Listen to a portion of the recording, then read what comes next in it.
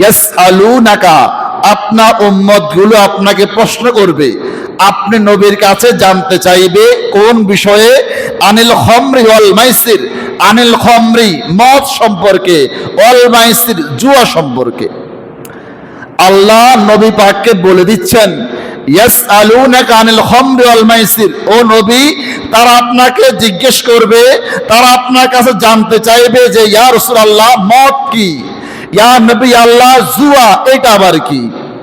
নবী কুল ফীহিমা ইসমুন কাবীর, রাসূল কুল আপনি বলে দেন ফীহিমা ইসমুন কাবীর, এই দুইটাই হচ্ছে অনেক বড় অপরাধ, জঘন্যতম গুনাহ।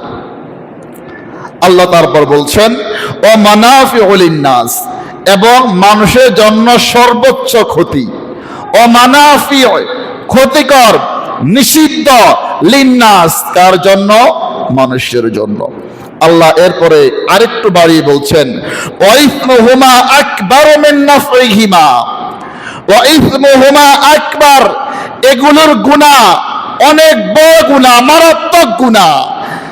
ই থেকে মিন নাফইহিমা, এগুলো সামান্য যে উপকার করে, যে উপকার তোমাদেরকে দেয়, এর তুলনা এগুলোর গুনাহ অনেক বড়। আল্লাহ বললেন ওয়াইসমুহুমা, আর এই দুইটার গুনাহ, এই দুইটার পাপ, আকবারু অনেক বড়, আকবার ইসমে তাবদীলের সিগা, আল্লাহ বললেন আকবার অনেক বড়, অনেক মারাত্মক গুনাহ, মিন নাফইহিমা, এগুলো যখন কেউ তার শরীরের মধ্যে নেয়, সেবন করে, সামান্য উপকার দেয় না, কিছু হইলে তো স্বাদ আছে, একটু উপকার আছে, সেজন্য বান্দা নেশায় পড়ে। নেশা বলতে এটা তার বারংবার করতে মন চায়, সে একটা ঘোরের মধ্যে পড়ে যায়, এটার প্রতি তার ভালো লাগা কাজ করে, এটার প্রতি তার দিল টানে, এটার নামই তো নেশা। কি বলেন? এটার নামই নেশা। তা আল্লাহ বলছেন এগুলো তাদের যে সামান্য উপকার করে, সামান্য উপকার আসে, এগুলো চাইতে, এর চাইতে বড় হচ্ছে এগুলোর গুনাহগুলো, এগুলোর পাপগুলো। প্রিয় হাজরিন, মাওলা কারীম কোরআনে পাকের মধ্যে সূরা মায়েদা, আল্লাহ এই সূরা মায়েদার আরেক জায়গায় ইরশাদ করছেন, একেবারে 90 নম্বর আয়াত, আল্লাহ সূরা মায়েদার মধ্যে ইরশাদ করছেন ইয়া আইয়ুহাল্লাযীনা আমানু, হে ঈমানদারগণ যারা ঈমান করেছো, আমি আল্লাহর ওয়াহদানিয়তে সাক্ষ্য দিয়েছো, রাসূল পাকের রিসালাতকে বিশ্বাস করে নিয়েছো, তোমাদেরকে বলছি শোনো, ইন্নামাল খামরু ওয়াল মাইসির ওয়াল আনসাবু ওয়াল আজলামু রিজসুম মিন আমালিশ শাইতান। আল্লাহ ওই আয়াত পাক থেকে এই আয়াত পাকের মধ্যে আরেকটু স্পষ্ট করে দিয়েছেন, আরেকটু খোলাসা করে দিয়েছেন। আল্লাহ এই আয়াত পাকের মধ্যে ঈমানদারদেরকে ডাক দিয়েছেন, ডেকে বলছেন ইন্নামাল খামরু, নিশ্চয় মদ, ওয়াল মাইসির এবং জুয়া, ওয়াল আনসাব, এটা কি? মূর্তি। আমরা বিভিন্ন রকম মূর্তি দেখি না? আল্লাহ বলছেন ওয়াল আনসাবু, এবং মূর্তি, ওয়াল আজলামু, ভাগ্য নির্ধারক তীর, রিজসুম মিন আমালিশ শাইতান। চারটা বিষয়ের কথা বলেছি, মদ, জুয়া, মূর্তি, ভাগ্য নির্ধারণী তীর। অনেক সময় এগুলো শুধু হিন্দুরাই করে না, অনেক মেলায় গেলে দেখবেন, এখন তো খোদার গজব পড়ছে, আমরা মাহফিলের আয়োজন করি, ইসলামী মহাসম্মেলন করি, আমরা ইসলামী জলসা করি, মাহফিলের পাশেও এখন মেলা হয়। কথা কয় না? হয় না? মাহফিলের মধ্যে মেলা বসে না? আরো কি জানাতে না মেলা, যেন মাইয়ালা অবাধে মিলামেশা করে, মহিলাদের অবাধ বিচরণ হয়, নারী পুরুষ একত্রে সেখানে জমায়েত হয়, এমন মেলাও আমরা সাজিয়ে দেই, বসিয়ে দেই। কোথায়? যেটাকে আমরা জান্নাতের বাগান বলছি, জান্নাতের বাগান সাজিয়ে আবার তার পাশেই জমজমাট রমরমাট ব্যবসা সাজিয়ে দেই। কিসের? জুয়ার আসর, মদের আসর, গাঞ্জার আসর, যেখানে প্রত্যেক সেকেন্ডেই কবিরা গুনাহ হচ্ছে। অথচ এই আয়োজনটা মাহফিলের আয়োজনের সঙ্গে পুরোপুরি সাংঘর্ষিক। কি বলেন? মাহফিলের সঙ্গে মেলা আয়োজন, এটা কি যায়? এটা থাকতে পারে? এখন যেখানে মাহফিল হলে পাশে মেলা বসে, পাশে মেলা সরঞ্জাম বসে, মেলার বিভিন্ন সার্কাস বসে, আমরা এগুলোকে বরদাস্ত করি কিভাবে? আর হরেক রকম বাহারি দোকানপাট উঠে, যেগুলোর মধ্যে অবাধে মহিলারা বিচরণ করছে, অথচ এই আয়োজনটা মাহফিল কেন্দ্র করে। মাহফিলে তুমি যে সওয়াব কামাইছ, যে জান্নাতে পরিবেশ সাজিয়েছ, তার আগে প্রয়োজন ছিল দীপ্তকণ্ঠে এগুলো বন্ধ করে দেওয়া। আমার মাহফিলের মাকসাদ ছিল এলাকার তরুণ প্রজন্মকে, যুবক শ্রেণীকে, প্রত্যেকটা মানুষের গুণের দিক থেকে নেকের পথে ধাবিত করা। কি বলেন? যে বান্দা নামাজে ছিল না তাকে নামাজের দাওয়াত দিব, যে বাবাকে হক দিত না সে যেন বাবা মায়ের হক দেয়, পিতা মাতার সঙ্গে ভালো ব্যবহার করে তাকে এখান থেকে সেই তরবিয়ত দেওয়া হবে। যে মানুষটা সমাজে ভালো আচরণ করে না, মন্দ আচরণ করে, মানুষ তাকে খারাপ বলে সর্বক্ষণ গাল মন্দ করে, তাকে নসিহা করার জন্য আমি এই মাহফিল সাজিয়েছি। কিন্তু যদি আমার সেই মাহফিলের মঞ্চের পাশেই আবার মদের আসর বসে, গাঞ্জার আসর বসে, এর নাম মাহফিল কেন হবে? খোদার আরো গজব পড়ে আমাদের সমাজে। আরো কিছু মাহফিল দেখি, রাত 12টা পর্যন্ত মাহফিল, রাত 12টা পর্যন্ত নর্তকী দিয়ে নাচায়, নর্তকী দিয়ে সেখানে নাকি জারি গান শোনে। নাউজুবিল্লাহ বলেন, আরো জোরে বলেন। দূরে যেতে হবে না, এই হাজীগঞ্জেই আছে। এই জেলা থেকে বের হতে হবে না, এই চাঁদপুর জেলার ভিতরেই। জানেন না আপনারা দুই একটা? কথা বলে না। এমন দুই একটা উরুসের বিষয় আপনারা জানেন না? না জানলে আমাকে জিজ্ঞেস করেন, আমি এখানে দাঁড়িয়ে এখন তেমনি বলছি, স্পষ্ট করে বলবো।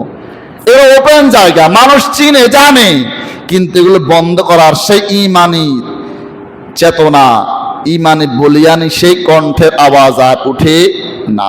তো বলছিলাম আল্লাহ এগুলাকে স্পষ্ট করেছেন।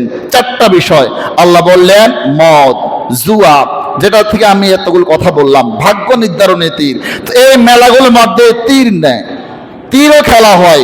যে ওইটা যদি তুমি একেবারে কি বলে নিশানার মধ্যে তীর লাগাইতে পারো, মানে একটা বাজি খেলার মতো, হয় এটা পাইবা কিংবা এটা পাইবা। লটারি দেয়, হ্যাঁ। এখন লটারি এটা কি হালাল না হারাম? লটারি কি? কথা কয় না। লটারি কি? হ্যাঁ। তাহলে এখন এই যে তীর দিয়ে বা অনেক সময় গুলাল দিয়ে, আবার ওই যে বন্দুক দিয়ে যেগুলা আপনারা খেলেন, খেলা দেখায় নির্ধারণের জন্য, আপনার কিছু পাওয়ার আশায় কোনো গিফট দিবে, এটা পারলে তোমাকে এইটা দেওয়া হবে, এই লোভে আপনাকে এটা দেওয়া হচ্ছে। এটা কি হালাল না হারাম? মুসলমানের সন্তান, দিমাগ দিয়ে চিন্তা করো না। আল্লাহ বলছেন এই 4টা বিষয় রিজসুম মিন আমালিশ শয়তান, প্রত্যেকটা কাজ ঘৃণিত এবং শয়তানের কাজ। কার কাজ? শয়তানের কাজ।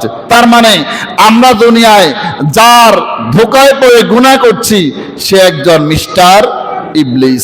তো আল্লাহ পাক তাকে আমাদেরকে স্পষ্ট করে পরিচয় করেই দিয়েছেন।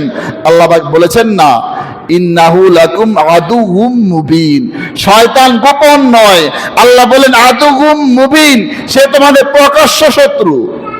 প্রকাশ্য তার মানে যেখানে দেখবেন জুয়ার আসর, শয়তানের আসর, যেখানে দেখবেন মদের আসর, শয়তানের আসর, যেখানে দেখবেন গাঞ্জার আসর, শয়তানের, কথা বলে না, যেখানে দেখবেন বাবার আসর, এটা শয়তানের আসর, ডাইলের আসর, শয়তানের আসর, আরো আছে না ইয়াবা, কত লাল নীল হলুদ ট্যাবলেট, প্রত্যেকটা আসর যেখানে জমে নিঃসন্দেহে শয়তানের। রাসূল পাক বলেছেন আল্লাহ পাক তোমাদেরকে ঈমানের দৌলত দিয়েছেন, ঈমানের দৌলত দিয়েছেন। সে কারণে যার অন্তরে ঈমান আছে এবং যে আল্লাহকে বিশ্বাস করে, সে কখনোই মদ জুয়া স্পর্শ করতে পারে না। নবী আরেকবার বলেছেন আল্লাহ যাকে ঈমান দিয়েছেন, যে আল্লাহকে বিশ্বাস করে, আখিরাতকে বিশ্বাস করে, সে কখনো সেই আসরে যাইতে পারে না যেই আসরে মদ জুয়া পান করা হয়, যে আসরে মদ খেলা হয়, যে আসরে জুয়া খেলা হয়। আমরা অনেক দাড়িওয়ালা মানুষ, টুপিওয়ালা মানুষ অনেক সময় কি পাশে একটু বসি, দেখি আহা মজা লাগে। তো হ্যাঁ, ওই যে এটা দিয়ে কি না খেলেন আপনারা? ক্যারাম খেলে, তা কি সওয়াব? কথা কয় না। আসছে মসজিদে বেরো আমরা ধরবেন, আমার রুমে হামলা করবেন, আমার ডর নাই। এই যে এটা খেলে, এটা কি কয় না? চিনেন না এটা? এটা কি হালাল? আবার ওই এমনি একটা মারে, কি এটা? কি এটা? লুড্ডু, সক্কা, এটা কি? কথা কয় না। কি এটা? আবার যে এমনি এমনি ফালান, এটা কি? হ্যাঁ, ওই যে এমনি এমনি এক বান্ডিল থাকে, এমনি এমনি ফালান, 4-5 জন গোল হয়ে বসে, এটা কি? চিনেন না মনে আপনারা? ও টাস, কেন টাস? আপনার চিনেন না মনে হয়, এগুলো জীবনও দেখেন নাই। মুরব্বীর হাসে মনে, এগুলো জীবনে চোখে দেখেও নাই। অথচ ইল্লা মাশাআল্লাহ এই আমাদের মসজিদ থেকে মনে হয় 200-300 গজের ভিতরেও অহরহ খেলা কি হয় না, খেলা হয় না, আমরা দেখি না, আমরা পাশ দিয়ে হেঁটে যাই না, আর কথা কয় না, আমরা এগুলো দেখি না, দেখি তো। কেউ খেলছে, কেউ দেখে মজা নিচ্ছে, কেউ খেলে গুনাহ কামাই করছে, কেউ দেখে গুনাহ কামাই করছে, কেউ নিজেকে সম্পৃক্ত করে গুনাহ কামাই করছে, কেউ এটাকে নিষেধ না করে তার আমলনামা সে ভারী করছে। কেন বললাম? রাসূল পাক স্পষ্ট হাদিসে পাকের মধ্যে বলেছেন, যে বান্দা মানুষকে সৎ কাজের আদেশ না দিবে, অসৎ কাজ থেকে বাধা না দিবে, এর প্রতিবাদ না করবে, তার ভালো কাজ মাওলার দরবারে কবুল হবে। সে কারণে স্পষ্ট কথা, ততক্ষণ পর্যন্ত আল্লাহ বিল মারুফ কবুল হবে না, ভালো কাজ কবুল হবে না, নেক কাজ কবুল হবে না, সওয়াবের কাজ কবুল হবে না, দাড়ি রাখলেও লাভ হবে না, টুপি মাথায় দিয়ে বড় নেতা হলেও লাভ হবে না, যতক্ষণ পর্যন্ত অন্নাহি আনিল মুনকার, বান্দাকে খারাপ থেকে তুমি নিষেধ না করবা। কথা বুঝতে পারছেন? আমি নামাজ পড়ছি, আমার ঘরওয়ালা নামাজের খবর আছে না? এই মসজিদ আমার কাছে এমন বিচার দিয়েছে, স্বামী, আপন স্বামী, হুজুর পরিবারটা কথা শুনে না, ঘাট ধরে বের করে দেন। আপনি পারতেছেন না, রুজি খাচ্ছে কার? কথা বলে না, রুজি খাচ্ছে কার? আপনার। ইনকাম করছেন কে? আপনি। আরামায়েশ দিচ্ছেন কে? আপনি। কাল হাসরের মাঠেও যেভাবে দুনিয়াতে আরাম করে রেখেছেন, জাজিম বানিয়ে, স্টার জলসা লাগাইয়া, রিমোট একটা দিয়ে বসাইছেন, ওয়াইফাই লাইন দিয়েছেন, আরো কত অত্যাধুনিক সুযোগ সুবিধা দিয়েছেন, এভাবেই হাসতে হাসতে কাল হাসরের মাঠে আল্লাহ বিচার কাজ শেষ করবেন, আপনার ঘাড়ে পা দিয়ে সে জান্নাতে যাবে, আপনাকে জাহান্নামে দিয়ে যাবে। কথা বুঝেন নাই? কেন? আমরা বলেছি আমাদের আলোচনায়, একটা মহিলা সে কখনোই একা জাহান্নামে যাবে, 4 জনকে নেবে। কয়জনকে? মাত্র 4 জন। কয়জন? 1 নাম্বার তার স্বামী, ওই মেয়ে, ওই মহিলার স্বামী, তার বাবা, বড় সন্তান, বড় ভাই, এই 4 জনকে ধরে একত্রে সে প্যাকেজ করে, গ্রুপ করে জাহান্নামে একা যাবে। সে কারণে স্বামীর দায়িত্ব আছে কি না? বাবার দায়িত্ব আসেনি? বড় সন্তানের দায়িত্ব আসেনি? বড় ভাইয়ের দায়িত্ব আসেনি? অবশ্যই আছে। এখন আপনি চিন্তা করেন, আপনার এই যে 4 প্রকারের কথা বললাম, আপনি এর মধ্যে পড়েন কিনা? আপনার আওতায় কারা পড়ে? যদি পড়ে, আপনি আজকে এখন এই সময়তে আপনি এর ব্যাপারে আপনি সোচ্চার হন, আপনার কণ্ঠ এর বিরুদ্ধে আপনি বলিয়ান করেন, দীপ্ত কণ্ঠে আপনি আওয়াজ দেন।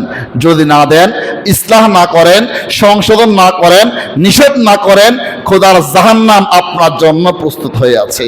বলছিলাম, আল্লাহ বললেন, মদ, জুয়া, ভাগ্য নির্ধারণী তীর এবং মূর্তি প্রত্যেকটাই রিজসুম মিন আমালিশ শয়তান। কার কাজ? শয়তানের কাজ।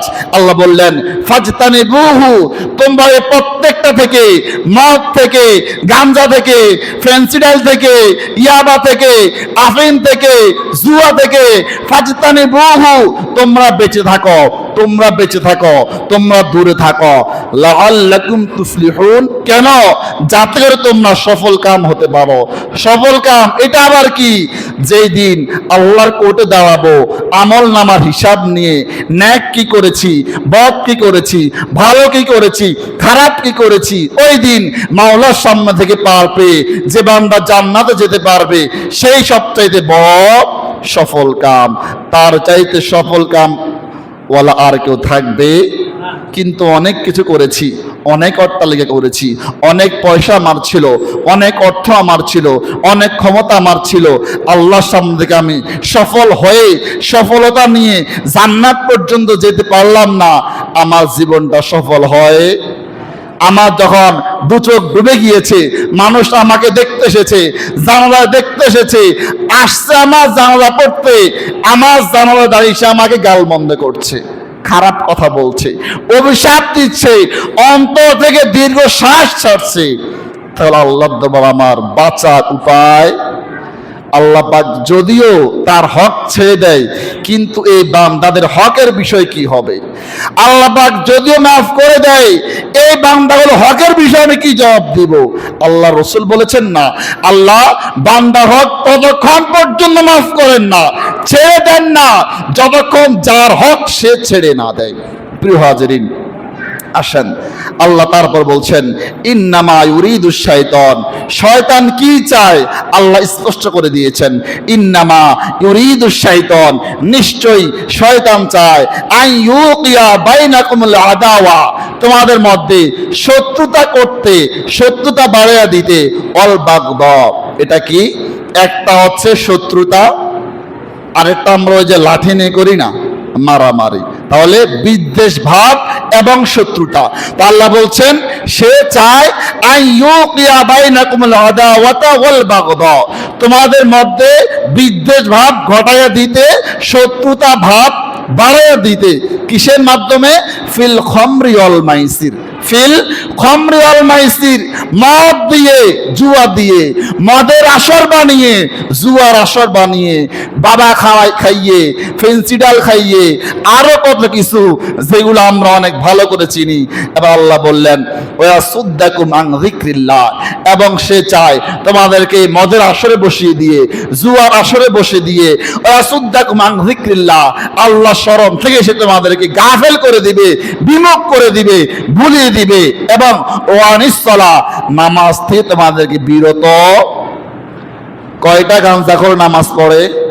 কথা বলতে হবে আমার সঙ্গে, আমি আপনাদের এখানে মুখস্থ কথা বলার জন্য দাঁড়াই নাই। কয়টা গাঁজাখোর নামাজ পড়ে? কথা বলে না। কয়টা ইয়াবাখোর নামাজ পড়ে? কয়টা ফেন্সিখোর নামাজ পড়ে? কয়টা বাবাখোর নামাজ পড়ে?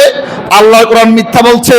আল্লাহ বললেন ওয়ানিস সালাহ, এই যে জুয়া, এই যে মদ, এই যে গাঞ্জা, এগুলো আসর যারা বসে, যে যায়, যে পান করে, যেগুলো ভক্ষণ করে, যার সঙ্গে এগুলো সম্পৃক্ততা আছে, এখন এগুলোর বদলতে কি হয়? আল্লাহ স্মরণ, শয়তান এগুলোকে দিয়ে তাকে ভুলিয়ে দেয়। নামাজ, এগুলো দিয়ে সে নামাজ থেকে দূরে সরিয়ে রাখে। মসজিদ দেখেও তার চোখে মসজিদ পড়ে না, আজান শুনেও তার কান দিয়ে আজানের আওয়াজ ঢুকে না। এবার আল্লাহ সব কিছু বলে বলছেন ফাহাল আনতুম মুনতাহুন, ও বান্দা, ফাহাল আনতুম মুনতাহুন, তোমরা কি বিরত থাকবে এগুলো থেকে? আল্লাহ কোনগুলো? এতক্ষণ যে বললাম মদ, জুয়া, আগে দুইটার মধ্যে আসি। রসুল পাক বললেন অনেকগুলো বিষয় মনোযোগ দিবেন। মদ প্রস্তুতকারী, মদ বিক্রেতা, মদের ক্রেতা, মদের বহনকারী, মদ যে বানাইতে সাহায্য করে, মদ যে বহন করে, গাড়ির ড্রাইভার, সে জানে না তার গাড়িতে কি মাল উঠছে। কথা বলে না। একজন ড্রাইভার, আপনি তো মনে গাড়ি চালান, আপনি কি জানেন না আপনি গাড়িতে কি মাল পরিবহন করেন? অবশ্যই জানেন। রাসূল বললেন মদের বাহন এবং বহনকারী প্রত্যেককেই আল্লাহ লানত দিয়েছেন। কি দিয়েছেন? আবু দাউদ শরীফের হাদিস। তাহলে মদ বিক্রেতা, মদ ক্রেতা শুধু এই দুই প্রকারেই গুনাহগার, পাপের ভাগীদার এমনটা নয়। যে ব্যক্তি মদ বিক্রয় করবে, ক্রয় করবে, সে তো অবশ্যই পাবে গুনাহগার। আবার মদ বানিয়ে দিবে যে, মদের ব্যবসা করবে যে, মদ বহন করবে যে, মদ বহনে সাহায্য করবে যে, প্রত্যেককে আল্লাহ রাসূল বললে আল্লাহ পাক স্বয়ং তাদের প্রত্যেককে লানত দিয়েছেন। আল্লাহ যাকে লানত দেয় তার বাঁচার কোনো সুযোগ আছে? সে যাওয়ার কোনো রাস্তা আছে? এখন আমি একটু আগে বললাম আমার আজকে আলোচনা শুরুতেই, আমরা অনেকে মদ চিনি না। মদ হচ্ছে রাসূল পাক সংজ্ঞায়িত করেছেন প্রত্যেক নেশা উদ্রেককারী বস্তুই মদ। যেইটা খাইলে আমার নেশা হয়, যেইটা খাইলে আমি চোখে ভালো কি মন্দ কি দেখি না, আমার শরীরের মধ্যে লোহা দিয়ে পিটাইলেও আমার বোধ থাকে, এটার নাম মদ, এটার নাম মদ। এখন মদ কত জিনিস দিয়ে বানায়, কি কি আইটেম থেকে মদ তৈরি হয় এটা আমি জানি না, আমি এই সংজ্ঞায় জানি, আমি এর মধ্যে সীমাবদ্ধ। যেটা খাইলে আপনাকে নেশা ধরবে, যেটা খাইলে আপনি নেশাগ্রস্ত হবেন, এটার নাম মদ। সহজ কথা। প্রিয় হাজিরিন, এখন রাসূল পাককে আল্লাহ নবীর এক সাহাবী জিজ্ঞেস করলেন, ইয়া রাসূলুল্লাহ সাল্লাল্লাহু আলাইহি সাল্লাম, যেটা আপনারা, এটা আমাদের ফিকহি মাসালার মধ্যে একটা মাসালা, আগে বলে শেষ করি। আল্লাহ নবীকে প্রশ্ন করা হলো, ইয়া রাসূলুল্লাহ সাল্লাল্লাহু আলাইহি সাল্লাম, ওই মদ, যে মদ দিয়ে ওষুধ বানানো হয়েছে, খেয়াল করবেন, ওই মদ, যে মদ দিয়ে ওষুধ বানানো হয়েছে কোন রোগ থেকে মুক্তি পাওয়ার জন্য, কোন রোগ থেকে সুস্থ হওয়ার জন্য, ইয়া রাসূলুল্লাহ এটা কি খাওয়া যাবে? ওইটা কি ঔষধ হিসেবে ভক্ষণ করা যাবে? নবী পাক বললেন না। স্পষ্ট রাসূল পাক বললেন না, ভক্ষণ করা যাবে না। রাসূল পাক আরেকটু বলেছেন, আল্লাহ মদের মধ্যে, হারাম জিনিসের মধ্যে, নিষিদ্ধ জিনিসের মধ্যে কোন উপকার রাখেন? বুঝতে পেরেছেন? নবী পাক বলেছেন, আল্লাহ হারাম কোন জিনিসের মধ্যে বান্দার জন্য উপকার রাখেন? উপকার যদি থাকতো আল্লাহ এটাকে হালাল করে দিতেন, হারাম কেন করলেন? কথা বুঝতে পারছেন? আমাদের, আমি নিজেও এই প্রশ্ন সম্মুখীন হয়েছি, জি গায়ে হুজুর, এই যে বিষয়গুলো আছে, যেমন ধরেন অনেক সময় আমরা যে ওষুধ খাই, এলোপ্যাথিক হোক, হোমিওপ্যাথিক হোক, অনেক ওষুধ যদি নিষিদ্ধ জিনিস দিয়ে বানায়, এটা ভক্ষণ করা যাবে কিনা? এখন রাসূল পাকের স্পষ্ট হাদিস যে আল্লাহ যেগুলো হারাম করেছেন, আল্লাহ যেগুলো ইসলামের মুসলমানদের জন্য নিষেধ করেছেন, নিষিদ্ধ বস্তু বলে ঘোষণা দিয়েছেন, এগুলোর মধ্যে কোনো উপকার থাকতে পারে? সহজ কথা। তাহলে প্রিয় হাজিরিন, এখন এই যে মদ, জুয়া, গাঞ্জা, এগুলো আমাদের সমাজে আসেনি? আসেনি? চলেনি? বেসেনি? খায়নি? দেখিনি আমরা? আমাদের আশেপাশে আসেনি?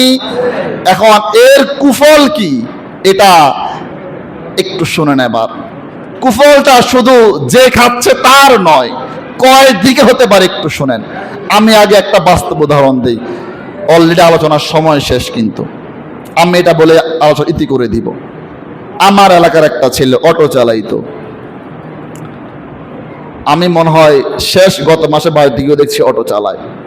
মাঝখানে শুনলাম তার গাড়ি নেই। কি হলো? জুয়া খেলতে খেলতে গাড়িটা বিক্রি করে দিছে।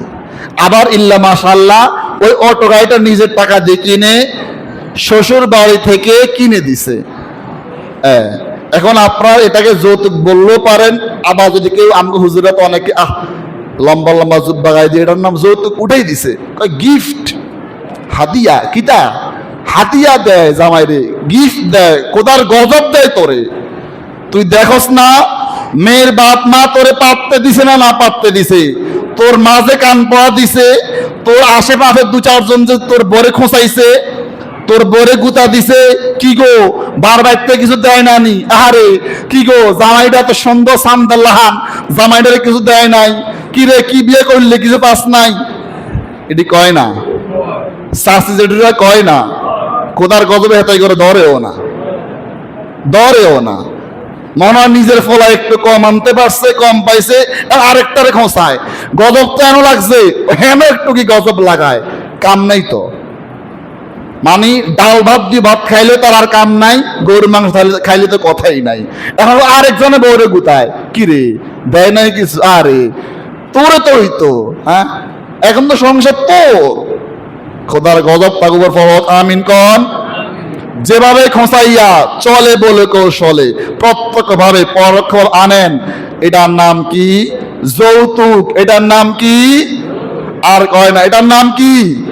এটা শুদ্ধ ভাষা আর কি, শুদ্ধ শব্দ চায়ন এটাকে যৌতুক বলে। আর ওই যে আরো অনেকগুলো কথা আছে না, আপনারা যেমন ভাবে এখন ওই যে সুদ না, এটা আপনারা অনেকে সুদ কর না, সুদ করে আপনারা আমগরো গাইলেন, হুজুর এত সুন্দর একটা বিষয় আপনি সুদ কেন বললেন? এটাকে বাড়তি বলতে পারেন, লভ্যাংশ বলতে পারেন, ইন্টারেস্ট বলতে পারেন, আছে না কিছু প্রতিশব্দ আছে না? তা আপনি একটা সুদের মধ্যে হান্দাই গেলেন কেন? আমি তো আরো কিছু শব্দ জানি এরকম আর কি। এটা যৌতুক না করে আরো অনেকগুলো শব্দের সংজ্ঞায়িত করে, কিন্তু ঘুরে ফিরে এটার নাম কি? যৌতুক। তাহা আমি তো জানলাম যে ওকে শ্বশুর বাড়ি থেকে এটা কিনে দিছে। এখন যখন দেখলাম চালাইতো, ভাও ভালো ছিল, মোটামুটি সংসার ভালো চলতো, এখন বিক্রি করে দিছে। তো জিজ্ঞেস করলাম এখন কি করে? কয় ঢালাইয়ের কাজ করে। এখন আমার জানার ইচ্ছা, প্রথম বিষয়, আগে যে অটো চালাইতো, অটো চালাইতে শান্তি না ঢালাই কাজে শান্তি? কষ্ট বেশি কোনটাতে? জানেন না মনে হয়, আসেনি কষ্ট একটু? কত আরাম, হ্যাঁ? একটা। দুই নম্বর হচ্ছে, যখন সে জুয়া খেলতে খেলতে টাকার অভাবে এক পর্যায়ে অটো বিক্রি করে ফেলছে, তার মানে সে তার আগে টাকার জন্য স্ত্রীর কম জ্বালাইছে, কম চাপ দিছে, মারে কম জ্বালাইছে, না পারতেন এটা বিক্রি করে দিছে। আবার এখন শুধু অফলাইনে না, আমাদের হাতে এরম আছে না কয়েকটা বড় বড় মেশিন, কালা কালা, 5 ইঞ্চি 6 ইঞ্চি, এগুলোর ভিতরে অনলাইন গেমস জুয়া আসেনি? ও আসেনি? দেখি ছেলেপেলেরা কি সুন্দর মাশাল্লাহ বসে বসে, আরে আঙ্গুলে দুইটায় কোনো জিরান্তি আর মনে হয় সেকেন্ডে এগুলো কয়েকবার ঘুরে, 1 সেকেন্ডে। আবার দেখছি এই শুধু 2 আঙ্গুলের মৌজা আছে গেমস খেলার জন্য, যেন আরো স্পিডে চলে। খেলে কি? অনলাইন জুয়া। কি খেলে? তো বাপ মা কি একদিনের জন্য জানে না, কয়গা টের পায় না তার সন্তান যে জুয়াতে আসক্ত হয়ে যাচ্ছে, সে জানে না। তো বলতেছিলাম, অবশেষে এখন আবার চাপ দিছে শ্বশুর বাড়িতে যে আমার আরেকটা গাড়ি কিনে দিতে কও। তো কয় আগেরটাই দিছি কষ্ট করে, এখন কি তার নিজের কলচা বিচে দিব? এবার আসেন, তাহলে নিজের সংসারে অশান্তি, শ্বশুর বাড়িতে অশান্তি, নিজের ঘরের পরিবারের সঙ্গে অশান্তি, এবং শরীরের মধ্যে মানসিকভাবে অশান্তি, এক লাস্ট তার যে ভবিষ্যৎ, তার সন্তানের ভবিষ্যৎ সব নষ্ট হয়েছে নি? নষ্ট হয়েছে নি একটা জিনিস কেন্দ্র করে, এটার নাম জুয়া। আর যেদিনে মদ খায়, গাঞ্জা খায়, বাবা খায়, মা খায়, এটার 14 গোষ্ঠীরে খায়, কালা ট্যাবলেট খায়, লাল খায়, হলুদ খায়, এটারা কি আরো বালা? এটাকে সেন্স থাকে? কথাকে তালে কয় না বেতালে কয়? যখন কয় বউরে মা ওটা কেলায়, হ্যাঁ মারে বউ কেলায়, কইলে বউডার বউ থাইনি, বউডার বউ থায়। যদি কাল কইছে বউ তোমার হাতটা আমার মায়ের হাতের মতো জিয়ার হয়ে গেছে, তালাক হয়ে গেছে। বউ তোমার চেহারাটা আমার বোনের মতো, এটা তালাক হয়ে গেছে। অন্ত আবার আমার মতো হুজুরও আছে, না রে তালাক হয় নাই, যা রে পাগলা ঘর কর, 500 টাকা দে আমারে, তোর তো হয় নাই রে, যা। খোদার গজব তাগ উপর আগে ফড়ে ফড়ে। এখন আবার আল্লাহ দিলে গজব, এটা আমরা দেখি, শান্তিতে নাই কেউ। পরিশেষে বলবো, আমাদের সমাজে মদ চলবে? মদ বন্ধ হবে? মদের আসর বন্ধ হবে? জুয়ার আসর বন্ধ হইব? তাসের আসর বন্ধ হইব? ক্যারামের আসর বন্ধ হইব? যে লুড্ডু দিয়ে জুয়া খেলে টিয়া দিয়ে, এরই বন্ধ হইব? কয় না, আর আওয়াজ নাই। 4-5 জন বসে যে তাস খেলেন, মাঝখানে টাকা টুকা ফেলে মনে হয় আমি 1000, আরে আমি 2000, আর আমার তো কম নাই, আমি আরো 5000 দেই, এটি বন্ধ হইব নি? কথা কয় না। গজব এগুলা বন্ধ হইব নি? আমরা দেখিনি এগুলা, প্রতিবাদ করব নি?